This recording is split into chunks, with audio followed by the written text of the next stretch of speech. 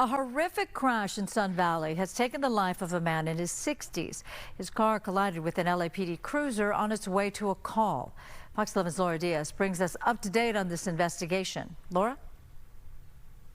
Yes, Susan, those two young officers remain at the hospital tonight getting treatment for their injuries.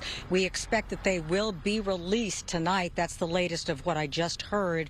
As for the victim in this case, his name has not been released yet. It'll be up to investigators to figure out what went so terribly wrong.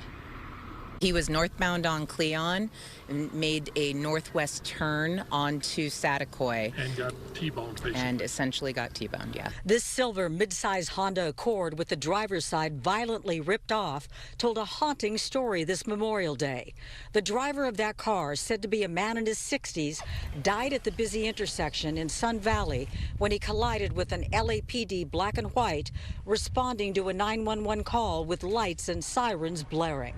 They were responding to a completely unrelated radio call. It was for a domestic violence restraining order.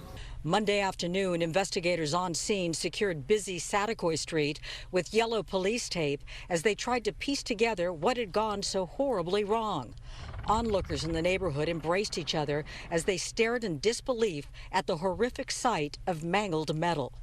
The two officers in their 20s were taken for medical attention and expected to be released this Monday.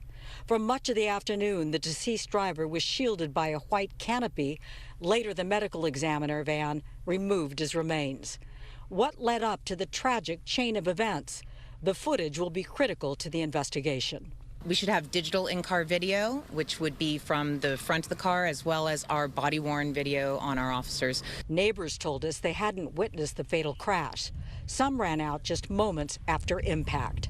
This man provided images from a crash Sunday night, 1 block away at Lancashire. He said people drive in a dangerous manner through his neighborhood.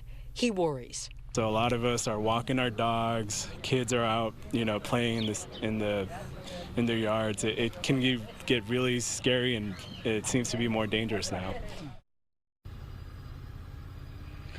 Authorities will also be looking at ring camera footage. They want to talk to people who live in the neighborhood about what they might have on their cameras. As far as we know, though, a lot of things still have to be connected. The initial call was for a domestic violence call, and when those kind of calls come in, they are considered at the very high part of the spectrum for being very dangerous. But a really tragic event that occurred here this afternoon. Laura Diaz reporting live from Sun Valley, sending it back to you. Susan? Laura, thank you. And tell me about Saticoy, where the police officers were driving. Is there something about that street that sort of adds to this situation? Well, it's a busy street. People use it a lot to traverse the valley. It's wide, so it's easy to speed down it. But we have no idea if speed played a part in this horrible thing that happened today. We know only that they were on a 911 call and that it was exceedingly important that they get there quickly.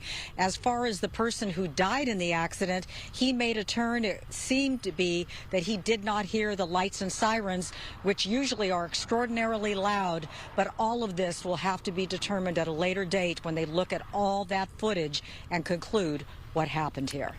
And Laura, thank you. I know you made a point of saying lights and sirens. Thank you.